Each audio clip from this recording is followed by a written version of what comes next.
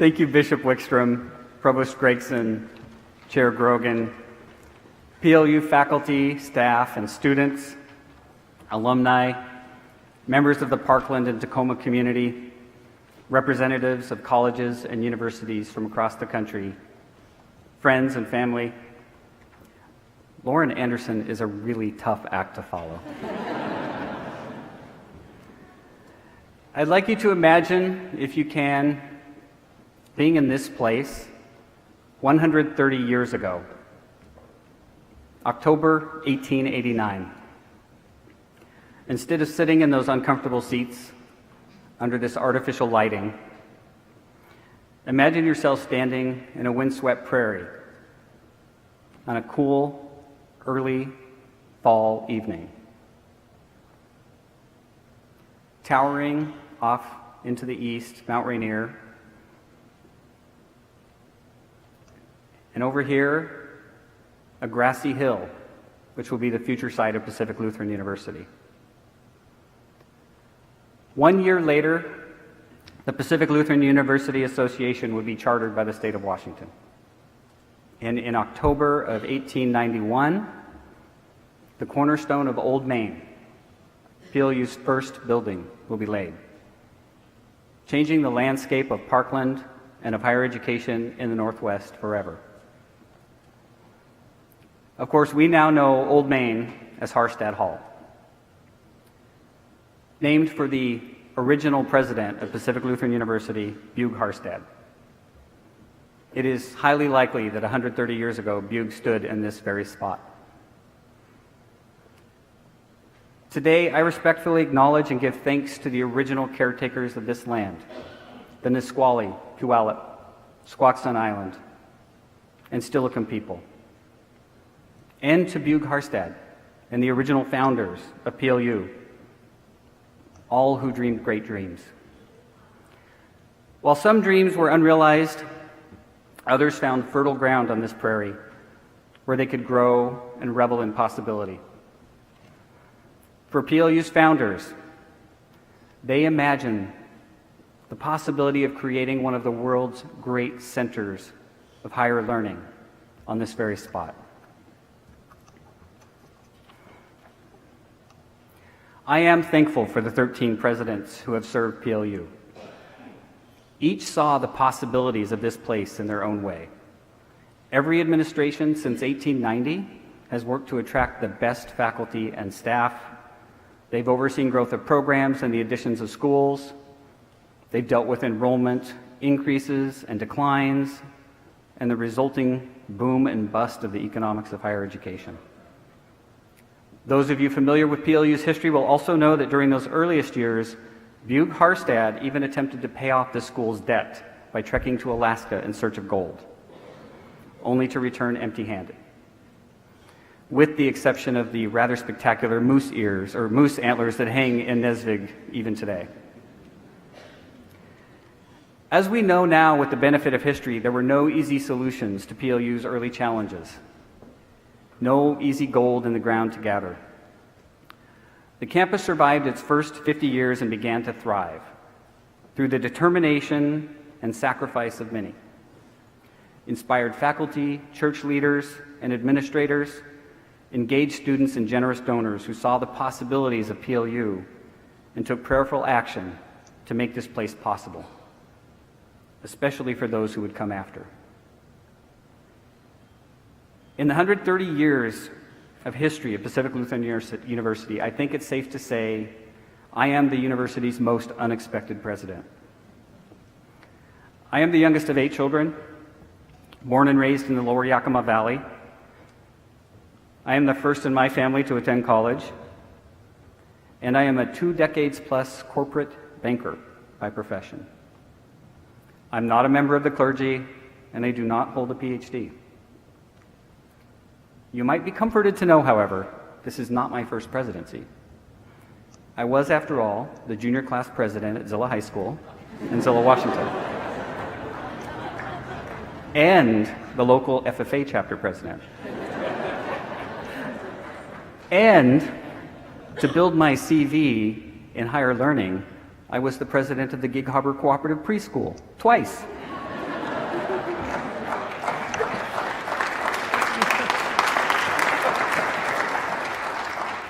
While this string of presidential roles is undeniably impressive, and in all seriousness less significant than the presidency that I am about to undertake, the leadership positions that I just mentioned do have something in common.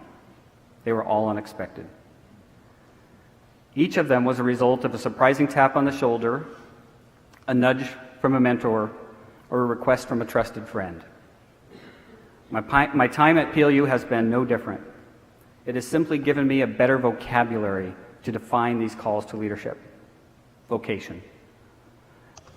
A calling where your unique gifts meet a need in service to the world. 6 years ago, almost to the day, I sat in a conference room in a high-rise in Chicago, questioning my chosen vocation in corporate finance. After a rather contemplative flight home to SeaTac, and with Melinda's support and encouragement, I dared to consider a different future. I came to PLU seeking meaning I had not found in 24 years in banking, and suddenly found myself in a place and in a position where I had the opportunity to see firsthand the transformative nature of a PLU education.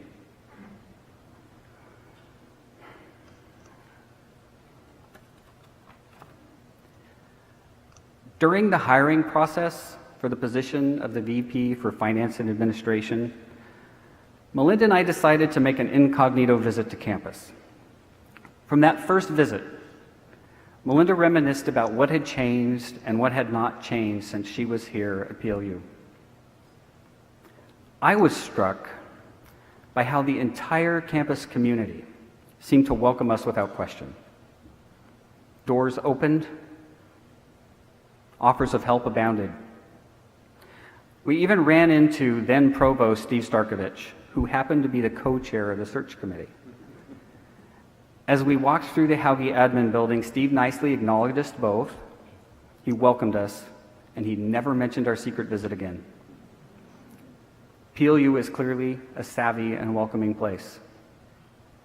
During my official visit, a few weeks later as a finalist for the job, I recall how many times people recited the mission statement, unprompted. How direct and earnest the questions were. Questions not about, could I do the job? Questions about how and why I would do the job. People wanted to know if I would embrace and uphold the mission and move PLU forward with care. The other search committee co-chair, recently retired professor of economics, Norris Peterson, escorted me from a group interview to an open forum. On our walk to Xavier, he shared that he thought he remembered Melinda, only he was pretty sure she went by Mindy back then. Sure enough, during my open forum, he returned to his office, pulled up a class list from the 90s where he found Melinda Mindy Krotz, who apparently got a very good grade in economics. That is why alumni love PLU. Amazingly dedicated faculty who connect directly with our students, remembering them even years later. PLU is clearly a place where everyone cares deeply for one another. So, my decision to join the PLU community was made with clarity and conviction. I could see the possibilities here. Just as countless others have imagined undiscovered opportunities in this special place, I felt like I was home. When telling the story of a student's experience at college, it is common to reflect on the 4 years that typically make up that journey.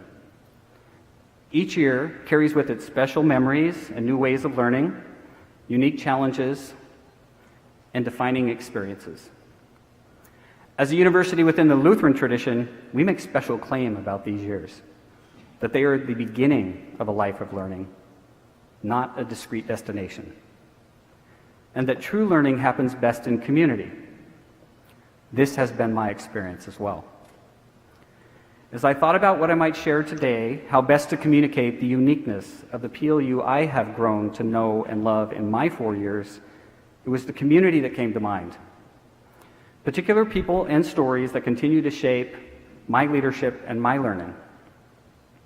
I've chosen to share a few of them today in the hope that these stories might remind us of the PLU that we know and help us see the possibilities of the PLUs of the future. Not long after arriving on campus, I met an alumni couple who graduated in the early 1960s, Dale and Jolita.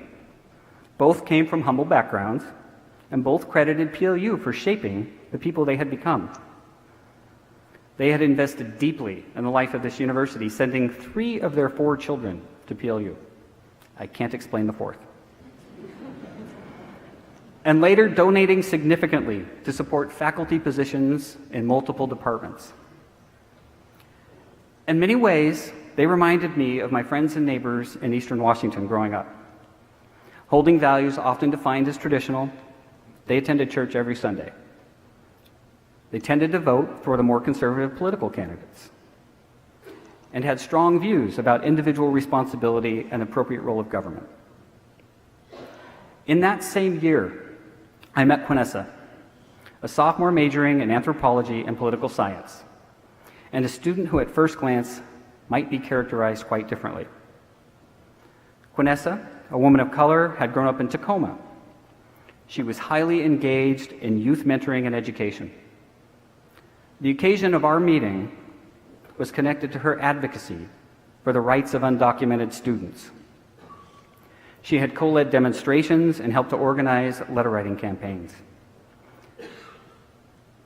For her, the gift of a PLU education had awakened and given voice to the responsibility and desire she had to care for others.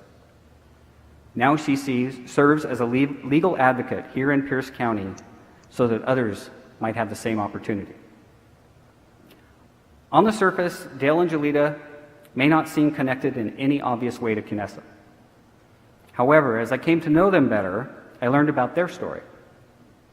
Over the years, they have given generous scholarships to dozens of PLU students. Many of those students are immigrants, some perhaps without citizenship status, and many, if not most, were first in their family to attend college, which aligns quite nicely with the very activism Quinessa engaged in. When I asked why they supported these students, their response was simple: because we believe in the power of Lutheran education, and it is our calling to do so. 2 alumni from a very different era, and 1 recent alum, each with very different stories, yet 3 people united by a shared commitment.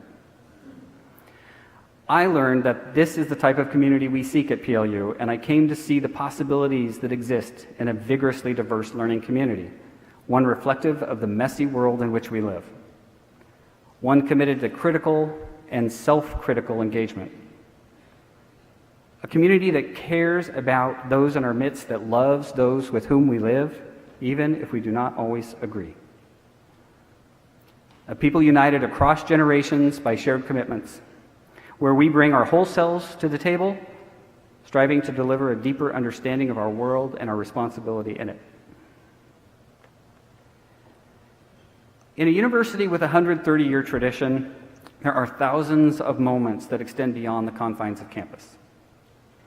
A band of musicians hiking up Mount Rainier to play a treasured hymn, a scrappy crew of rowers rowing a racing shell from Seattle to Parkland in the middle of winter, the visit of John F. Kennedy just months before his assassination. National champions distinguished not just by their dominance on the field, but by the strength of their character. Students studying simultaneously on all 7 continents. One of my favorites, fans lining up their cars to illuminate a darkened field and ultimately a playoff victory.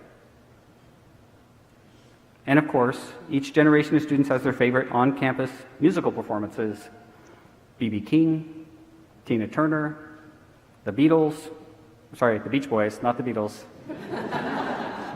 I'm not that old, sorry. Neil Diamond and Macklemore.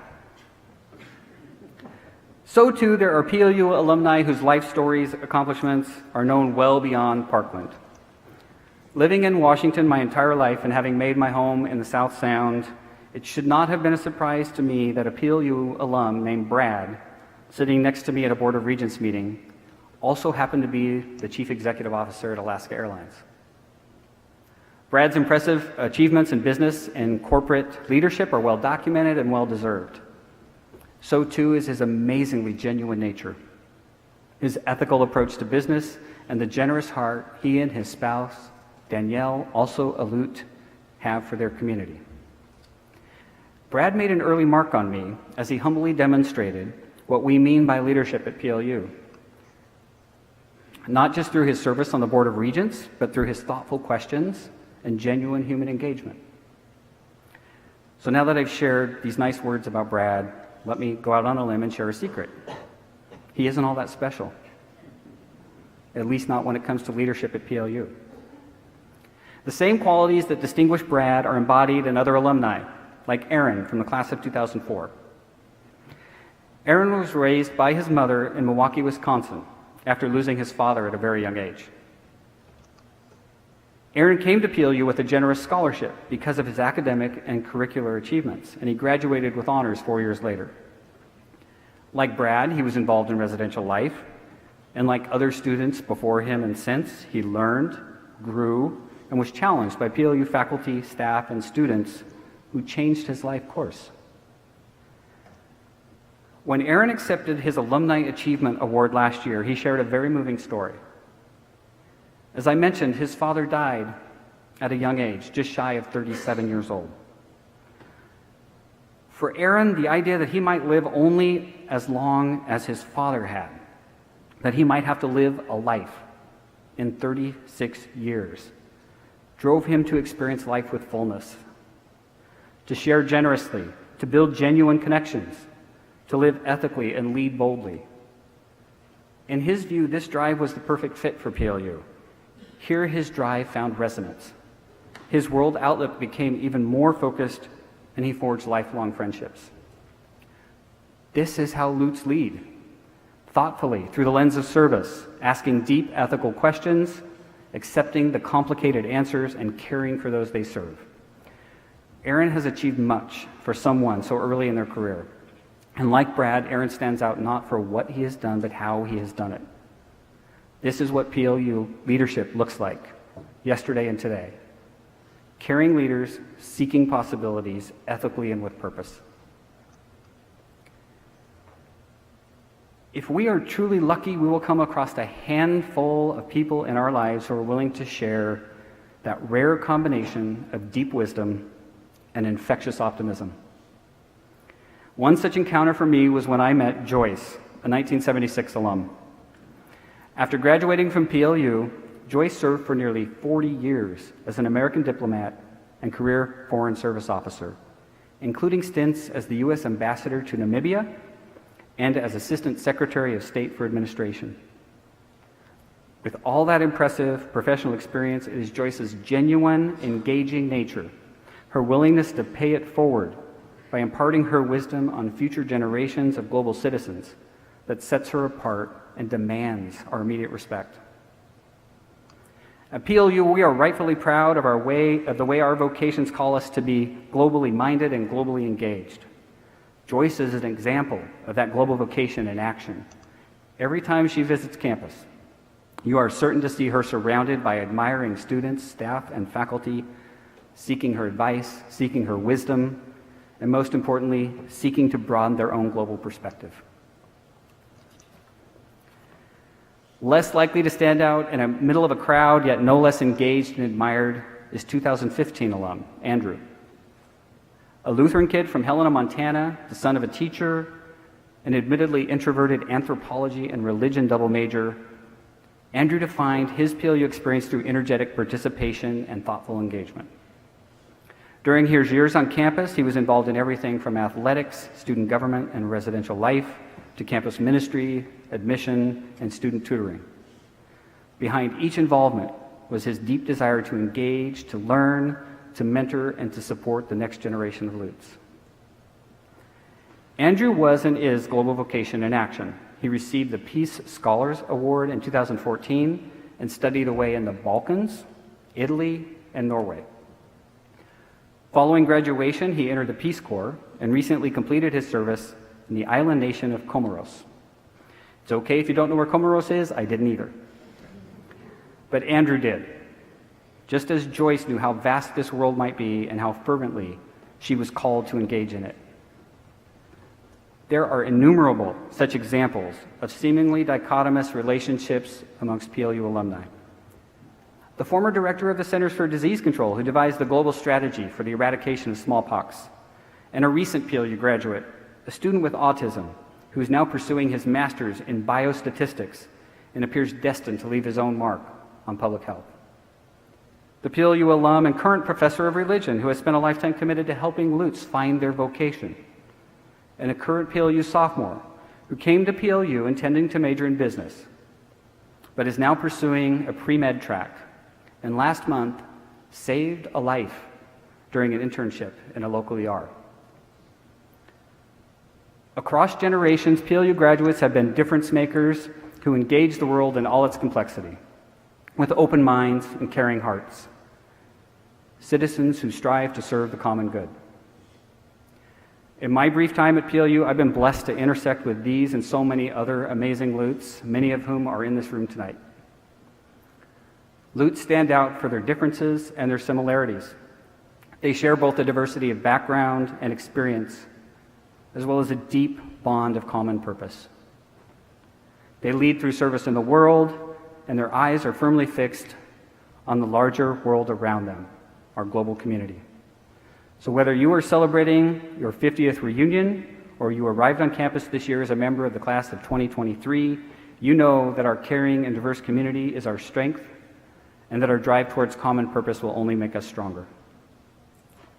Whether you are a celebrated Fortune 500 executive who has served on multiple boards or an up-and-coming wealth management professional and ultimate Frisbee coach, you know the importance of the liberal arts in that it instills thoughtful inquiry and ethical practices in a professional career. Whether you're a seasoned veteran of global politics or a recently returned volunteer eager to further your service in an ever-changing world, you know the importance of global vocation and our responsibility to imagine the possibilities for an interconnected world. These are our shared experiences, our common bond. PLU was, is, and will continue to be a place that makes available that transformative opportunity to see the possibilities. One where passions and skills align with the world's greatest needs. One where we can all dare to imagine a better future, not just for ourselves, but for all people, all communities, and our one precious earth. I thank the Board of Regents for believing that a first-in-family farm kid from Zillah could be entrusted with the great honor of serving as PLU's president. I am thankful to my family for their love and support, to Lane, Carter, and Ian, who could not be here tonight. You make me proud every day to be your dad. To Melinda, you give me credit as a Lutheran, so thank you for that. But you also inspire me not to just be a better man, to be a better human. I simply could not be who I am and do what I do without you. I thank all of you for being here tonight in support not just of me, but of PLU. It is true, I arrived at the role of PLU's 14th president rather unexpectedly. It's also true that our mission does not succeed because of any one individual. We are a community called and empowered to serve our neighbor so that all may flourish. Today, I invite you to walk with us, to work with us, to strive with us to see the possibilities first imagined by the founders of PLU and now imagined by those assembled here. For more than 130 years, Lutz have seen endless possibilities during good times and bad. More than a decade ago, Melinda bought me this sign from a small shop in Washington, Iowa. Because in her words, these are her words, I have the uncanny ability to see the possibilities in anything I set my mind to. And more importantly, anything I care deeply about. This sign has hung over a doorway in our home ever since. But as long as I have the honor to serve as your president, it will now hang in the president's office. Because I am energized and confident in the enduring mission of PLU. I am humbled and I am thrilled to serve as your president. As we walk together in common purpose toward a bright future, knowing that Lutes everywhere see the possibilities. Thank you.